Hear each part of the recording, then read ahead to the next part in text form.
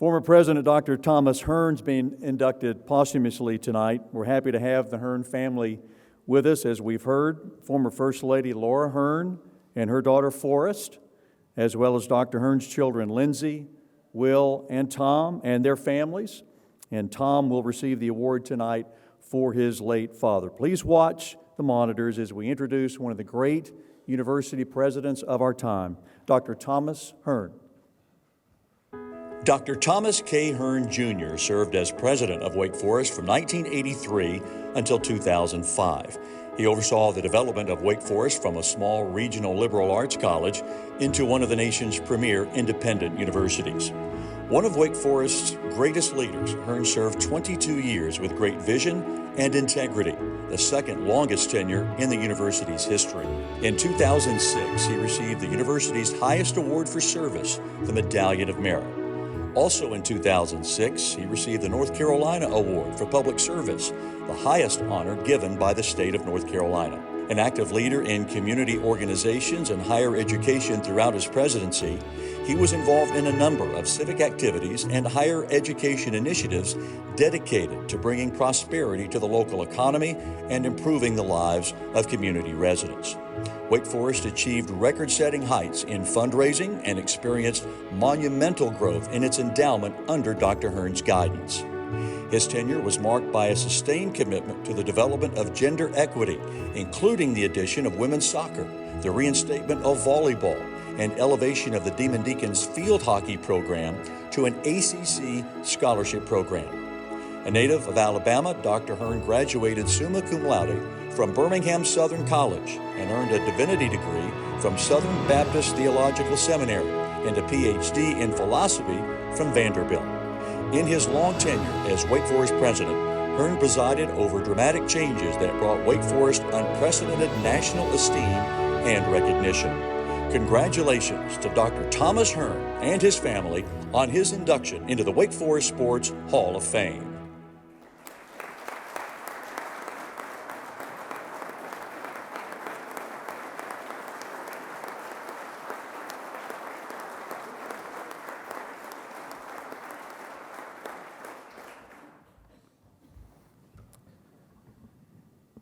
Thank you.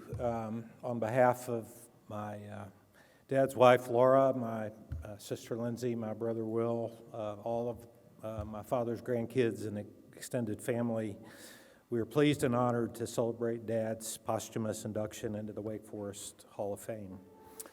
My dad grew up in Alabama and in a large and competitive extended family. Several of his uncles were accomplished college football players, and he played college tennis.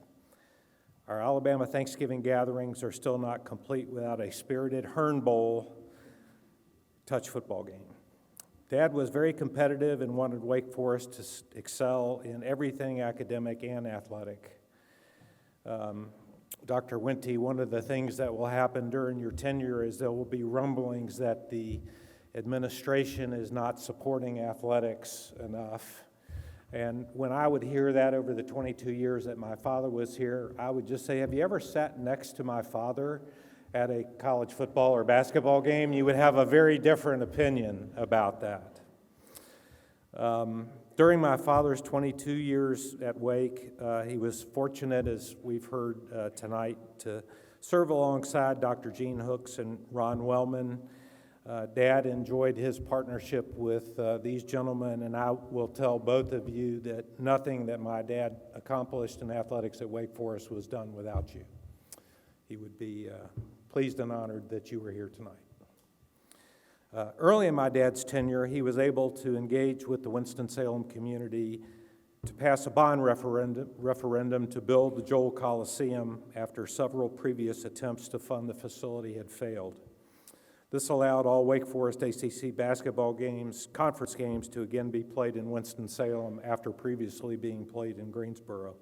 This was one of the early significant investments in athletics facilities that continues to this day, thanks to the leadership that we have. For many years, Dad was involved in athletics policy issues at the ACC and NCAA levels. While not always popular stances, he believed in raising academic requirements for student athletes and in the creation of incentives for universities to make student athletes successful in the classroom. His determination in support of these positions led Sports Illustrated at one point in the 1990s to name him one of the most powerful people in college athletics. Clearly, the Wake Forest student athletes of the last 30 years have proved those positions correct. Dad was a founding member of the Knight Commission on Intercollegiate Athletics and served as the commission's chairman in 2005 and 2006. Wake Forest's own Amy Prevett-Perko, who I've not had a chance to see, is here tonight with us. And many of the Knight Commission policy objectives that have been adopted by the NCAA, including that teams must be on track to graduate at least 50% of their student athletes to participate in postseason play, originate back to my dad's time with the Knight Commission. My dad was a prominent proponent of ACC expansion. He remarked later in his Wake tenure that he had been in office sometimes 3 or 4 times longer than many of his fellow presidents. This gave him a valuable historical perspective. Ron Wellman shared with me that Gene Corrigan, the ACC commissioner of the ACC at the time, told him that when Dad supported ACC expansion, it became a slam dunk. In a July 2003 interview, Dad was asked, as the ACC's smallest member institution, does expansion really serve Wake Forest's best interests? Dad responded, to do nothing, to wait and see what involves within the shifting structure of intercollegiate athletics, might have placed the ACC in future jeopardy for lack of suitable new members. Our own members might have been tempted by other offers, and no one should discount that possibility had we taken no action in the face of strong majority opinion. That statement may be more true in 2024 than it was when he said it in 2003. Recently, Reed Morgan, who's here tonight, and Ron Wellman, who's also here tonight, helped me finish a book of my dad's essays, which I think there's one on each table, and I hope that you all will feel free to take one of them when you leave. And it's not surprising that several of those essays involved college athletics. 20 years before the transfer portal and the many issues surrounding name, image, and likeness, he wrote, if college sports cannot be reformed by leaders of the academy, it is because the passions evoked by sports are too powerful for the university. Big money is at stake everywhere in college athletics. Television has changed everything in the modern world, including college games. The university is a poor match for the organized influence of the media. Dad often remarked that he didn't want Wake Forest to model itself after any other university on any level, undergraduate or graduate academic programs, student life, or academics. He simply wanted Wake Forest to evolve into the best version of itself. I think he would be extremely proud of the current state of athletics at Wake Forest. Demon Deacon athletes, coaches, and staff demonstrate through their success on and off the field and court the best attributes of the university.